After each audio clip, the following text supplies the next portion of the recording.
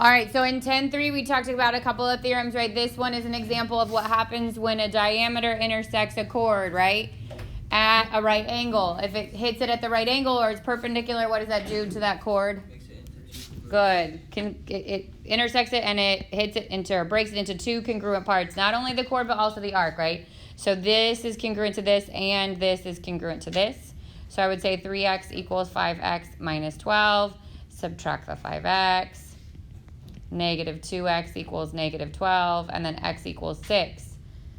And then it says to find the value of x and also explain it. So I've got my value of x, and you can say anything along the lines that if a diameter is perpendicular to a chord, it bisects it. If a diameter is perpendicular to a chord, it breaks it into two equal parts, anything like that, okay? So diameter perpendicular to a chord bisects it. Okay, but again, own words. Doesn't have to be exactly word for word of what that is. Okay, 2 said find the value of x in circle C, and again, explain. This time, it's not a diameter. This time, we've got two chords that are equidistant from the center, right? So because these two chords have the right angle and these congruency marks, they would be equidistant from the center, and if they're equidistant from the center, what is true? Those two are congruent. So I can say that 4x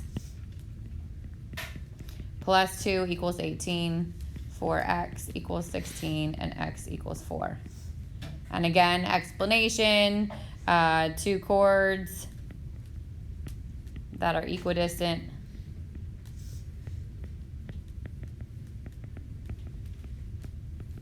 from the center are congruent.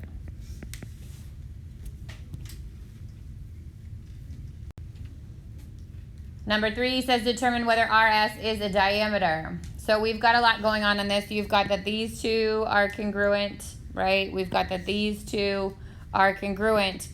But in order to show that this is a diameter, you'd have to have what? Good. You have to have the right angle to show that it's perpendicular. So we cannot assume that it's a diameter. It's either got to pass through the center, so it either have a point here, that's the center, or it has to be perpendicular to those segments. Lewis. Can you say that the two triangles are congruent so that the base of it would be perpendicular to? So you can say they're congruent by side, side, side. It doesn't necessarily mean that they're perpendicular. No. Does that make sense? Yeah. Because doesn't mean that the state is perpendicular? Right. Okay, so let's talk about, I'm actually going to flip to the homework. All right, so quick review before I leave you to actually work on this. 10.1 was all the vocab stuff, right? So we talked about what's a circle. We talked about the center of the circle, the radius, the chord, the diameter, the secant, the tangent. And then there was 2 theorems in this section. The first one that said that if a line is tangent to a circle, then it's perpendicular to the radius of that circle. And because it's if and only if, also the other way around. If a radius is perpendicular to a line in your circle, then it's going to be the tangent line for that circle. And then the second one is that like ice cream cone one, right? So this says that the tangent segments from a common external point are congruent. So for the first theorem that's there, this would look something like this. We would know that this is a right angle, okay? That's the initial statement. The other statement is if it's a right angle, then we'd know that this is tangent. And then the second one is your ice cream cone shaped-esque one, and those two parts would be congruent, right? We remember all this? And then all that vocab, right? So the rest of this questions kind of goes through some vocab on here. Drawing, number 1 and 2, so use the diagram in example 1.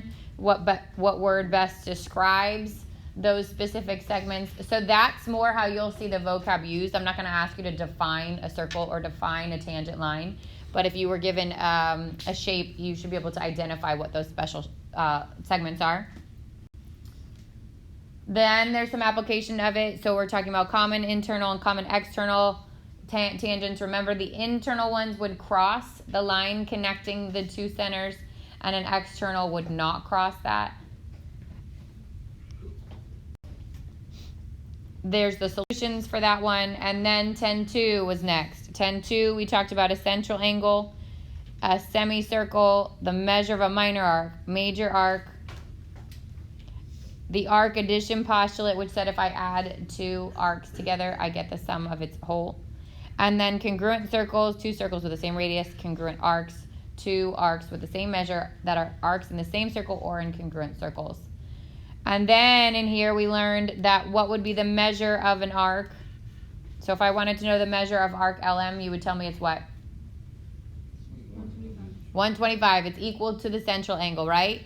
And if I wanted to classify that, that'd be what? Minor. Good. Okay, again, some more practice on this side, and then the solutions, and then 10-3 is what we kind of just finished up.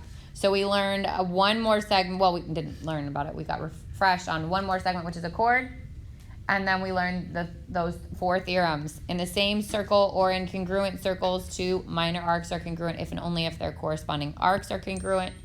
So that would look like this, well, that's not congruent. This, something like that. These are congruent if these are congruent, and vice versa. If the arcs are congruent, then the chords are congruent. Then theorem 4 said if one chord is perpendicular bisector of another chord, then the first chord is the diameter. So for that one, we have the circle. This has to be perpendicular and also marked as congruent. And then I would know that this first line, this one is the diameter. Then comes if the diameter of a circle is perpendicular to the chord, then the diameter bisects the chord and its arc.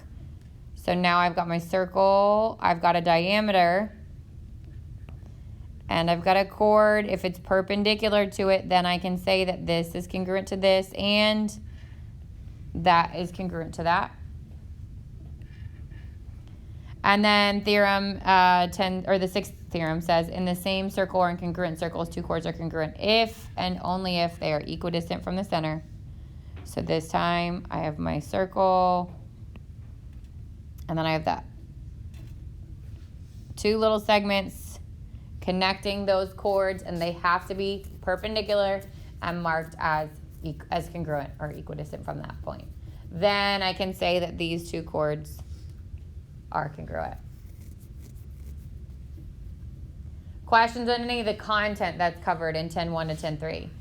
There's also a Quizlet on there that remember we had one from 10-1, 10-2. There's also one for 10-1 to 10-3 with all the content that's on there.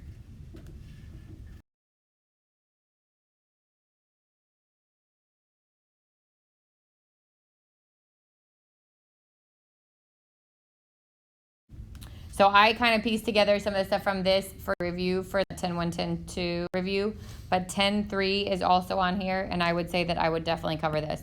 So you want to look through your study guide, you want to work on that, those answers are posted, and then you also want to go to the second document that has the 10-1 to 10-3 and do the 10-3 portion because you haven't reviewed this kind of one.